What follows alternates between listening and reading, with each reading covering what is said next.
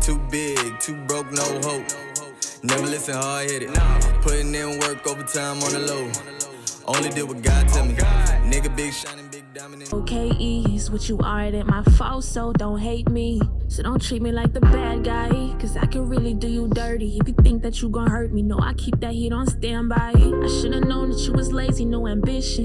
You ain't got no hustle, but wishing for my position. Should've kept all of my hoes, should've gave you competition. It's time to let you know just what you are by definition. You a bitch ass nigga, immature, insecure, snitch ass nigga. You ain't shit ass nigga. Couldn't flip a brick ass nigga. Like I told you, you got good music. Like you could just bump your music, just let it ride.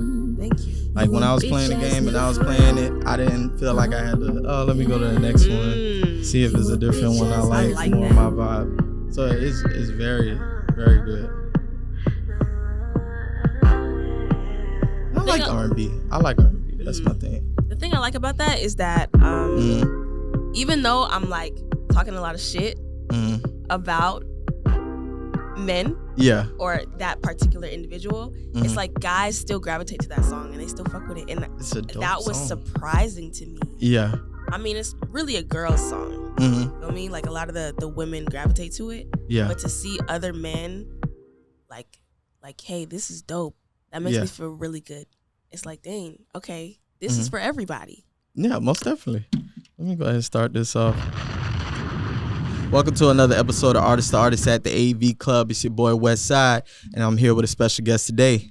Nemchel, hi. So I want to go to what you were just saying as far as like guys liking that song, even though it's a female song, right? So my theory with that is, you know, if you're a guy and you were raised with your mom, you know, your first introduction to some of the songs, your music-wise, would be... Not every song, but as of recent, yes. Well, I mean, for that record, if a guy likes that record, even though it's a song, let's say, like I said, a diss record, you want to say, to male, right? When it comes to music like that, when guys hear it, our first introductions sometimes are through our moms. And then if she listens to your Lauryn Hills, your Faith Evans, you know what I mean, your Mary J. Blige, you know, they're accustomed to liking good music, one, and even in that topic, we're able to still enjoy it, regardless whether it's about men or not. That's just my take on it. Like X Factor is one of my favorite songs. That's a song Lauryn Hill is bashing a guy that she was dating, how he plays with her and gives and takes and makes it seem like he's all in and then he pulls away. Like, that's one of my favorite records. I think that's because good music is undeniable regardless of the gender. Oh, that's facts. I like that. Yeah. Absolutely. I agree with that 100%. So I want to go into what you were saying. You was having a busy day. So let's start there. Like, let's unwind. Like, you know, we've been running around, moving around all day. Been running around, had to reschedule this interview. So yesterday I had 3 interviews scheduled back to back. One before you and another one after this one, and they just all got rescheduled, and I'm pulling up. I came late and then you were busy, so it's like I was all over the place. So and then I went to a camp after that, and I'm still at the camp currently up until Wednesday afternoon. Okay. So I'm really just like working on music right now. Completely, like that's all I'm working on for the next couple of days. So let me ask you, how did you get into like writing camps? Because some people, they're not familiar exactly what that is and how that goes. You know, some artists, they start off whether they're writing themselves or someone is writing for them. So exactly, how did you get into writing camp, and how did you find the people to do writing camp with? That's a good question. My first writing camp I was actually invited to a couple years ago for another particular artist. And basically what it is a whole bunch of creatives, engineers, producers, songwriters, other artists come together as a collective to create either songs for a particular artist in specific or just to create, depending on the objective of that particular camp. But my first camp I was invited to, and after that I just created relationships with everybody in the camp, and we just kept it going. And now shout out to Jay Stacks, he does his own Yes. Shout out to Jay Stacks. He does his own camps. It's called Jay Stacks and Friends, where he invites a whole bunch of just dope creatives to a city. Right now, it's here in Florida, Fort Lauderdale. Shout out to Florida.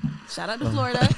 And everybody just comes in, flies in. Like, we have people from Connecticut, Charlotte, Atlanta, all flew in just to create. Today was today was different. Today was interesting. So a lot of us don't know each other. Yeah. A lot of us are meeting each other for the first time at this camp. We don't know anybody from a can of paint, but some of us know each other. Some of us are familiar with each other. So sometimes it's hard to like work with other people because we don't know them, and we'll stick to what we're comfortable with. We'll stick to the people that we know. Like, hey, I haven't seen you in a while. I'm going to work with you today. You know? So he wanted to get us out of that idea, and he basically like on some speed dating stuff, but speed recording. So he got a piece of paper, wrote everybody's names down, engineers, artists, producers, and he paired us all up randomly so that we had no choice but to work with each other for an hour. So we had 1 hour to write a hook and a verse or a whole song, and it's crazy the stuff that we created in that 1 hour. So how does that mesh though? Because like you all are from different places, different backgrounds, different experiences. One person may hear a beat and get a completely different idea from someone else. Because in some cases, like if I make a song and I'm offering to collab with somebody, right? It's sometimes if they don't hear pre-production, it could kind of throw them off when they come in and they're hearing my part, and they're like, you know, like it's easier if they are in part of the process of creating it itself. I think that's the beauty of it. We're all just starting from complete scratch. We'll bounce off ideas, or we'll just freestyle and be like, oh, I like that. Let's use that as the foundation, and we'll build around that. That's dope. It's really dope. Like the stuff that we created today is crazy. I can't even speak on it. Like. No, I understand. There's definitely a big part in music, especially now. As music grow and get bigger, you start to see more collaborative as far as like music production, things like that, even on the writing side. So like when you started, was it just only you when you first started making music, writing wise, or did you have someone that you would write with? No, I actually just got into writing with other people as of like recently, very recent, but from the beginning, I was always writing my own stuff. I still write majority of my own stuff, but there's nothing wrong with collabing with other writers or artists and stuff like that. Two heads are always better than one. Yeah. So I don't count myself as the best writer in the world. I might get stuck, or I might have, a brain fart or something, and somebody might give me an idea. I'm like, boom, a light bulb just comes up. Okay, now we can keep it going. But I forgot my train of thought. I completely lost my train of thought. What the heck? You were saying like as far as like when you first started. Yeah, when I first started, it was really just me. I'm just writing my own stuff. And I think that was necessary because it kind of sharpened my pen. Yeah. But now I'm able to create with other super dope creatives. And like I said, two minds are always better than one. And I learned that collabing with other people is very necessary. Yeah. Because there's a lot that I could learn from, and also just a new sound or just a new cadence or different words that I normally wouldn't use. Somebody else, puts their input, and I'm like, dang, I like that better. Yeah. So it's really cool learning to collab with other writers and just other creatives than just doing it myself. No, I respect that. That's one of the things that I would say I learned in the last couple of years, because before, when I first started, I was mainly like by myself when I write. I didn't awkwardly enough, I didn't even like writing around other people. Like my friend would be like, yo, come over, like let's work on music, and then we'll play a beat, and then like I don't know, I guess my mind was I was just too much in my head at that time. So like I would hear something, I'll have like a melody or some type of flow I want to do, but I wouldn't write. I'll be like, let me take this home and I'll finish it. And then I'll take it home and ready to go. Really? Yeah, I couldn't understand it. It wasn't until I want to say like probably like 2 years ago that I got invited to, no, I would say like a couple years ago, like 3 years ago. I got invited, my homie, a producer, he produced one of my songs. Who made that? He produced Good Day. right? So it was his birthday, and he just wanted to come together, a bunch of artists, a bunch of producers, and just make music in the studio. That was actually my first time doing that, right? Because I was so. Did you like it? Yeah, it was different, and I'm gonna tell you why it was different. Okay. So we in the studio. It's probably like 10 people in this studio, right? And everybody got different ideas and how they operate. How I am in the studio, I come in with the song already ready, and I come in to knock it out and get out.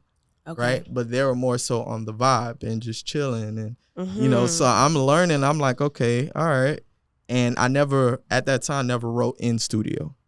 That was my first time being in the studio, hearing the beat and just writing it out around people and just writing, right? And then I laid it down, and it was dope. Like, I liked that song, and then I did it again, but this time it was a smaller group.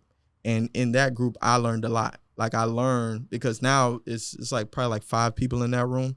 So I learned off of seeing what their process is. You get what I'm saying? A lot of times when you work by yourself a lot, you just know your process. You don't know what somebody else may do that may make you better, you know, because it's just you go in, you engineer, you record, okay, my song's done. Boom, done. Compared to going in as 2 other artists and you're seeing what's his process. He may not write. He may come with a few words and then go in and then he's freestyling the rest of it. And that competitiveness of, oh, I gotta, you know, like it was just an experience that I learned from that. So I get what you mean by getting around other people and writing. Different. It's good. It's different and it's good. It's good to get out of the shell. Yes, it forces you to get out of that shell. Yeah, and I think especially if you're an artist that is prone to, let's say, like me, I was shy in the beginning. Like, I've always been a reserved to myself type person. But music made me put myself in the forefront. So by doing that, it's like molding me into like a newer person than I was prior to doing music. I like that. Yeah. So what's some of the stuff that you would say that you learned, like from working in these writers camp, like where maybe you've noticed something in yourself, like, oh, I need to get better at that, or I can work on this because I've experienced seeing that in this writing session? That's a good question. I've learned that it takes me a little longer than I thought to actually write a song. I'm thinking I'm quick, but the process is really not all that quick. Yeah. But I'm also just learning, like you said, just being comfortable around other individuals, because for the most part, I'm used to, you know, recording myself or having something already pre-written. Yeah. I'm in and out, you know, but being in that atmosphere with other creatives has definitely taught me to just be a collaborative individual. Okay. And not just an individual, you know, just like a team player. So that's what it's taught me. These camps have taught me to be a team player. Okay. And it's allowing me to write for other people as well, because that's never something I've really done before. I've always written for myself. I like the idea of writing for other people, but I've never really took that step to write for other people. So that's something I'm learning as well. I did one song. I did it for 2 people. It was a song for me, and it was a singer, but she didn't write, so I wrote her part. Then I had a homie who wanted to do, you know, he just wanted to do music. I'm like, all right, I'll do a song with you. Okay. And I gave him like some homework. I'm like, all right, here's the beat, here's the hook. You know, this is what it's gonna sound like. Just write your part. And you know, he's not. It's not in him. So if it's not in you, it's just not in you. You're not gonna just write a verse in. You know what I mean? So I ended up writing it for him, and then we made the song. I heard the whole experience, like me sitting there writing for a male, a female, and bringing it all together and writing my part. So it was an experience. Like, one thing about music is like you keep learning. You always learning new things as you work with people, whether they experienced or not experienced. Absolutely. Yeah. So where are you from exactly? Because I know you said the writing camp is here. So exactly where are you from? I'm from Vero Beach, Florida. Oh, Rivera. Shout out to Vero Beach, 772. Yeah, it's a small little city. It's not too much going on over there. So that's why I'm over here. Okay. That's why I'm over here. So you find yourself coming down here because there's a lot more on the music scene. It's definitely a lot more on not even just music scene, but just creative all around. Not saying there's not that in my city. There are definitely creative individuals in my city. Yeah. But it's just a bigger number down this way. Vast majority. Big number, for sure. A lot more people you can collaborate with and get in contact with. So let me ask you, like, exactly, did you always knew you wanted to be an artist, or was that something that came to you at some point where you're like, oh, I think I can make music? An artist, I would say not always, but music, yes. I've always been involved in something music-wise since, like, elementary school. So, like, elementary school, I was in chorus. Middle school, I was in orchestra. High school, I was also in orchestra. Okay. So I played instruments, but I never really sang in high school or anything like that. I was really shy, really reserved, really to myself. Not until senior year where I decided to do like a talent show, which was nerve-wracking because, like I said, I was always to myself. Being in front of large crowds by myself was nerve-wracking. But I did it, and I got out of that shell. But as far as being an artist, I just now, I'd say like 2017 was my first recording studio session. And then from then on, I was like, dang, I really like this. Yeah. I had never been in a studio before. So 2017 was my first studio session. And ever since then, I was just locked in. I was like, yeah, this is for me. So you would say that was your moment that you had where it came to you like, absolutely. I said, sure, yeah, this is my path. Mm-hmm. Okay, that's dope. I love hearing that. Everybody got a different path and a different journey. Nobody's the same. Some people knew from the jump. Some people stray away from music. Yeah, it wasn't my thing in the beginning. Like, I loved music. At that time, when I was growing up, it was everything. It was an escape. It was something that whenever times was hard or whenever I was going through something, I can go to music. Music made me feel better. It would distract me from, like, outside noise and things going on. But I had such a love for music that I was critical of myself whether I could do music. So, like, when people would say, oh, you should do music, and I'm like, nah, because I'm looking at these greats, and I'm like, if I can't do what they do, then I don't want to do it. Yeah, exactly. And I would say, like, when I grew up, I didn't have a lot of confidence when I grew up. Like, I didn't necessarily grow up in an environment where it was like someone telling me like, oh, you can do this. So it's like you learning what you're good at, but you don't really know how good you are at it. Okay, yeah, I get what you're saying. You know what I mean? So it's like I started writing poetry. So someone heard me and they said, oh, you're good at writing. And I'm like, yeah, I mean, this is just a poem. This is something that I do. Yeah, just something I did. Like, it's cool, but I don't think it could be music. You know what I mean? So let me ask you, do you remember your first song? Yes.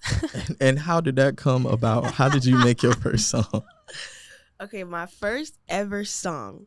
So I used to have like a PC at home. Yeah. And at the time, my parents used to always keep the PC in their room because it was just like a parental thing. So computer stays in there, the PC stays in their room. So in order for us to go on the computer, we just have to be in their room. Yeah. So I downloaded like Fruity Loops on the computer, and I had my guitar as well, so I would just like play my guitar into the microphone and record in their bedroom whenever they weren't in the room. So like my mom would be in the kitchen cooking or something, or they would be at work, and I would be in their room like cooking up music. Oh, it became a studio. It became the studio. Their bedroom became a studio. So I wrote my first song in their bedroom. It was called Hold Up, and I think it's still in my notes somewhere. Maybe on my iCloud. I don't know. I kind of don't want to listen to it either. So. Oh, you cringe when you hear your old music? I definitely cringe when I hear it, but I still have it just as like a reference. Yeah. If I ever want to go back and listen to it, but I don't. But I still have it. But I definitely still have it. I think it's still a good thing. Like when you go back and you hear something. I honestly did that today because I was talking to someone and we were just talking about music, and they were just like, oh, I still like that old song that you made back when you was putting it on SoundCloud. Right. And I'm like, you're like, you still listening to that? That's still there? So I was driving and I was just like, let me see if I could find it. And I'm like, and back then I went by a completely different alias. So I was like, oh, let me see if I can find it. And I found it and I played it. And I'm like, Like, I was like, of course the mixing was trash. It's not that bad. The mixing was trash. I will say that. It was bad mixing, in which back then I wasn't aware of the process of finding a studio and the mixing and stuff like that. It was just, hey, let's record. Yeah, if it sounds good, it sounds good. Yeah, if it sounds good to me. At that time, you're hearing yourself for the first time, so it's like, oh, yeah, this is fire. And it's till you let somebody else hear it, and they're like, so you're going to get this mixed? And you like, what? Is it not mixed? No? All right. So yeah, but from listening to that song, I was like, oh no, I always could write. Like that was always the thing. It was the mixing part that was a process. So like, what was your process as far as like finding your studio where you're like, this is home base? I know it started off in your parents' room, but I know that ain't where it ended. It went somewhere else. So what was that process for you? No, I went through a process of kind of like studio hopping to find a home. I used to drive to Orlando a lot to Track Set Studios. Shout out to them. I'm not sure if they're still, there. Yeah. I haven't been there in a very long time. And then I found my home at Leak House. Okay. Shout out to Leak House. Shout out to Leak House. And it's just, it just became my home. Like I felt really comfortable recording there. The quality was amazing.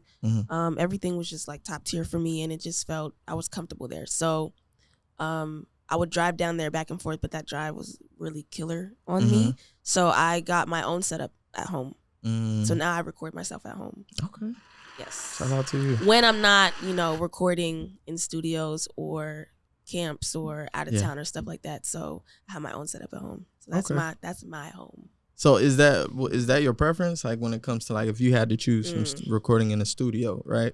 In a big studio or recording at home, what would be your preference? Recording at home. Okay, so what's the reason? Studios give me anxiety. And it's like, it's just so many distractions, so much unnecessary stuff. Yeah. I don't know. I find comfort in a home setup, a home studio. Like, I'd rather set something up in an Airbnb in a kitchen or something than to be in a booth in a studio. Yeah. No shade to the studios or people who prefer that, but that's just not my preference. I find it's just more comfortable. Have you ever done that? Yeah. Okay, so you get it. So it's just more comfortable for me. I don't know. That's just me. That's how I found myself as far as an artist.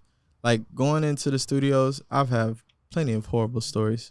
Going to different studios and trying to record. People coming in and out. And what's yours? Sometimes... Let me hear your worst studio story. Let me hear that one. My worst story. Okay, so I'm not gonna name drop nobody. But this was the last session I ever had in the studio. I said I'm not doing this anymore. Granted, I was being done a favor, but still, it was like my time was completely wasted.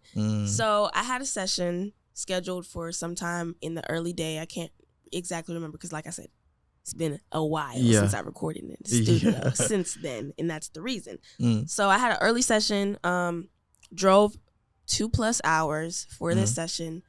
We already spoke about the day, planned it out, blocked out the day for me, specifically, me and this engineer, right? So we're recording. People are coming in and out of the room. He has to step out so many different times. Stop the process of recording. And it was just really annoying. Very annoying. People coming in and out and just like so many distractions. It's like, I didn't like it at all. I didn't get anything done that day. So it was really a pointless drive for me. That's always the worst. When I did finally start, the day was pretty much over and I was tired and it's dark out now and like I want to go home. Yeah. So that was my last in-studio session. Ever since then, I've been recording at home or I'll record with my preferred engineer where we've agreed that this is my time. This is my blocked out time. Yeah. So I have my preferred engineers or I'll record myself. But that's my worst story. Because it's like, why am I here? Exactly. We planned this out. You told me you were available and you're in and out and now you have to go run an errand and people are coming in and out the room. You have to leave. You have to step out. I don't want to touch the equipment. This is not my stuff. I don't know what I'm doing because this is not my this isn't my computer. You're right. So I don't want to touch anything and that was annoying. Yeah, I definitely understand. Mine was people coming in and out of the studio. So like it was a warehouse studio. People. So there was no lobby. There was no like waiting area. So like you could be recording and the next session is walking in, sitting down on the couch while you're recording. And you get out of the booth and you're like, who are these people? Right. And they're just sitting there and it's like, all right. Now mind you. Rushed. I feel rushed at this time. I'm uncomfortable. Like I'm still growing in music and finding my voice in my projection. Back then, I used to yell. Like I would sound like Meek Mill when I was rapping. Like, Okay. I played you something back then. But again, I'm not knowing that. Oh, I should tell him to put the sound lower in the headphones. I'm hearing all this loud noise in my ears, and I'm not knowing how loud I am.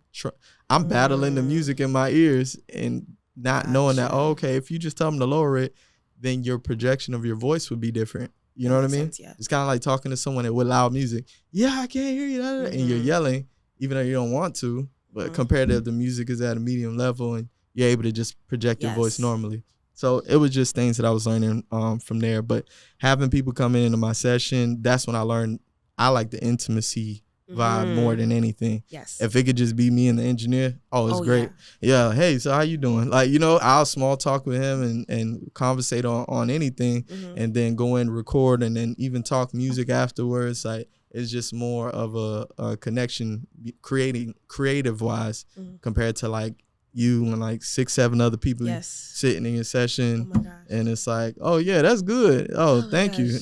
Right. Like, yeah. That's annoying. So let me ask you, as far as like with the writing camps and things like that, right? Are you gearing up to make like a project, like with some of the things you got coming up? Yes, I'm actually in the works of finalizing my next project. My hopes are to drop it on my birthday, which is July 4th. Shout out to that.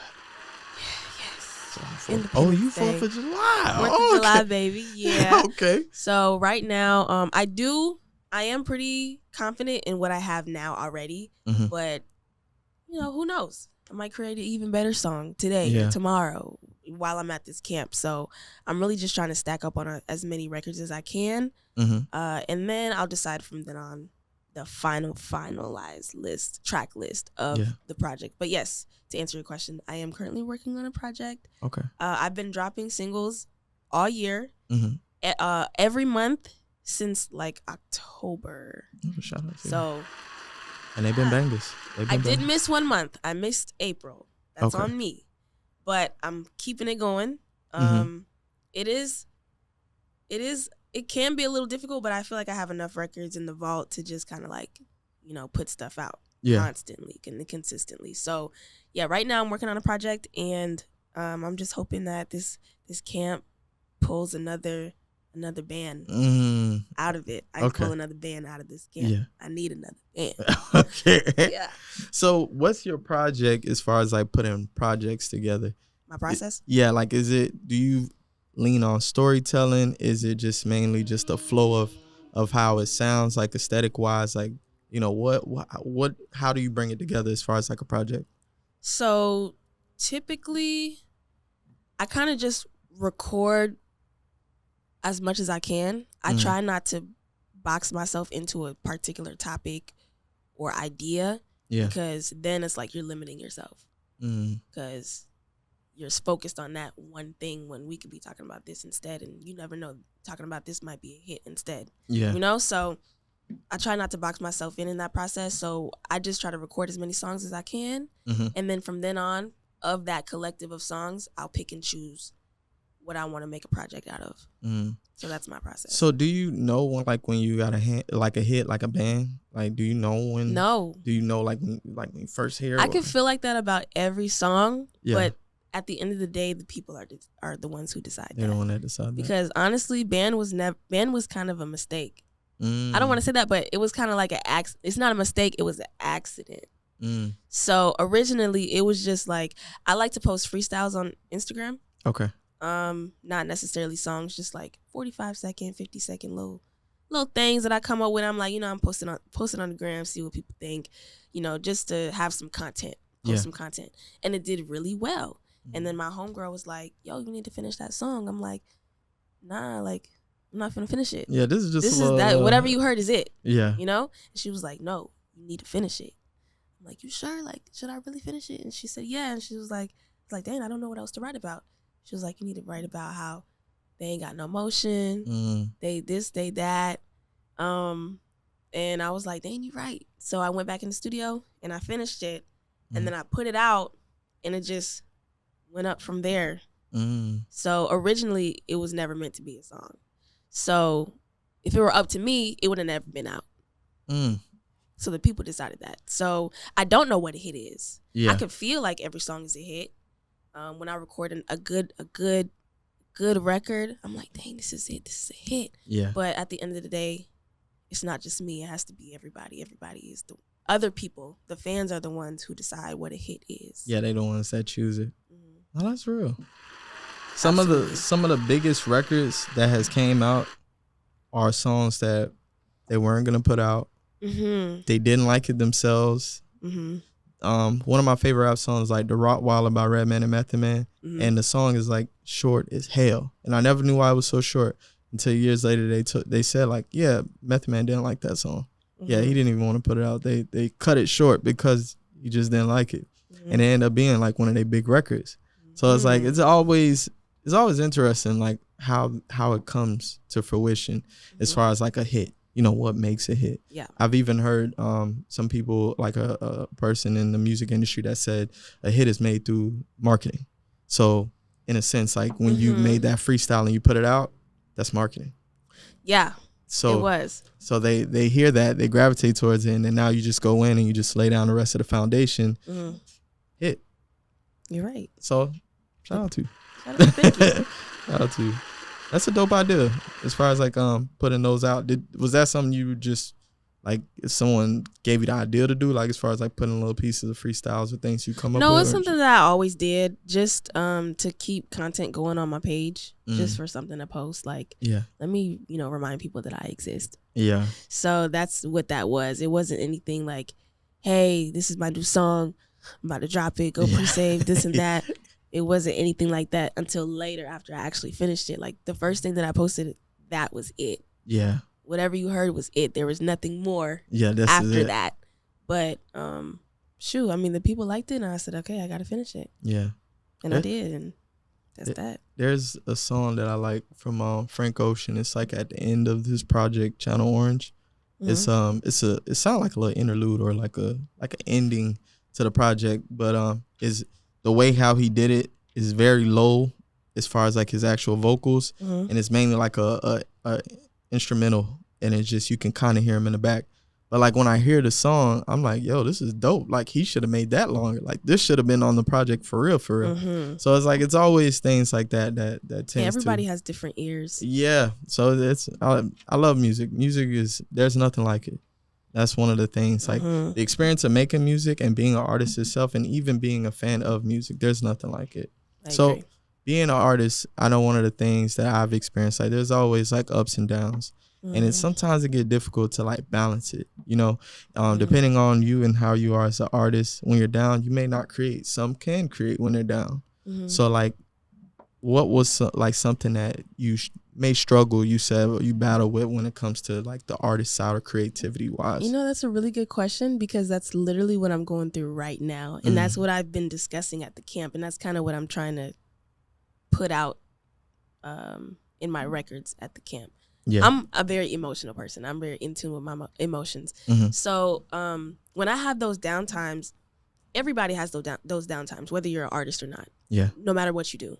Even, being a creative, or even just like life itself. You don't even have to be a creative. You could be like just a regular 9-to-5 individual. Nothing wrong with that. So when I have those down times, I actually just had one of those moments like for March and April, when I just said I didn't release anything in April because I was going through that moment where I felt like I was going through a midlife crisis. And I'm like, I'm getting old. Yeah. Like I put so much effort into the music. I feel like it's not getting where I need it to go. Maybe I should go back to school. Maybe I should learn a new trade. Maybe I should, I don't know, get another job or. Yeah. But then I'm thinking about that, and I'm like, if I were to do that, I would be miserable. I would not feel fulfilled. Yeah. Or happy with what I'm doing with my life. So I feel like I'm in a better space now, but in those downtimes, I feel like those downtimes are necessary because at the end of the day, we're still humans and we still experience emotions, happy, sad, whatever. And that's necessary for growth and to building character. Yeah. And also, it's life. Mm-hmm. Like sometimes we have to set aside the things we love to handle life, handle, family, relationships, health problems, financial situations, So sometimes we need those downtimes to kind of put us back into a better position to get back into that mode. So I had a good 2-month little break where I was going through it. Sometimes I just didn't feel like getting out of bed. I just wouldn't do anything productive all day, kind of let the day go by.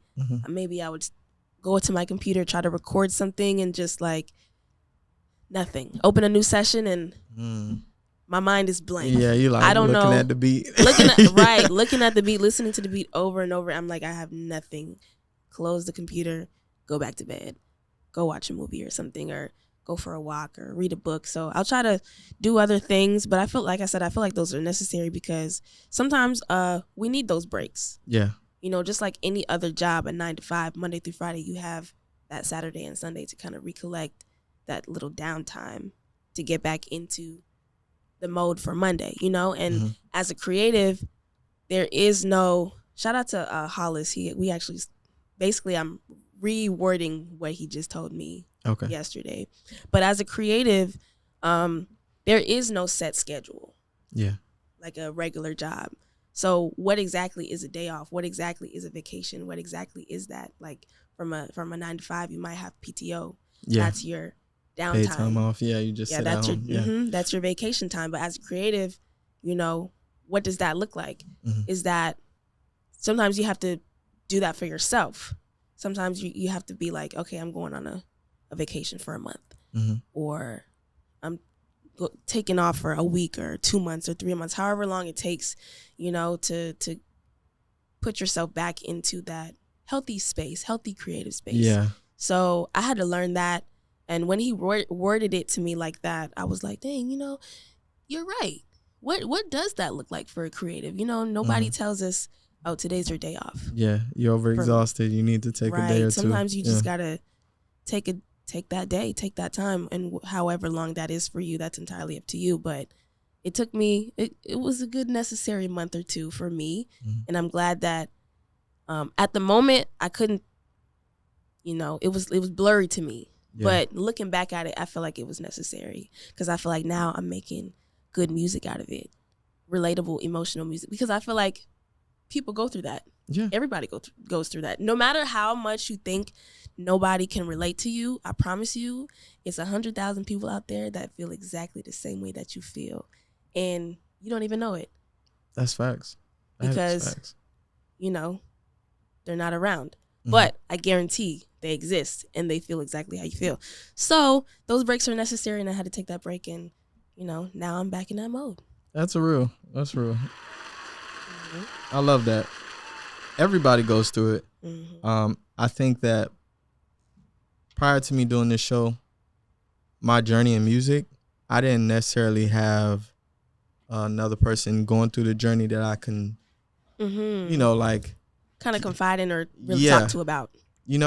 So doing this gives me that. It gives me the ability to be able to talk to people because I've experienced things, and I love hearing other people's stories and what they've been through, and understanding like, okay, that's normal. Like, there's times where you are not creative, where you're not writing, and it's like you start to worry and be like, oh my god, because like, dang, I should have made something of myself today. I should have did something productive today, but you didn't do shit. Yeah, but that's okay. It's okay to take a day for yourself, or even some time, and just get organized. Sometimes, I know me as an artist, sometimes I can be all over the place doing a lot of stuff, and when I'm like feeling like I'm spread thin, then I'm down and my energy's low, and that's not where I'm creative. I'm creative when I'm up, So at times you do need to take a break. Maybe sit back and just watch a movie, watch a show, take a nap. That might help you. You might come back and write that song even better than what you were writing prior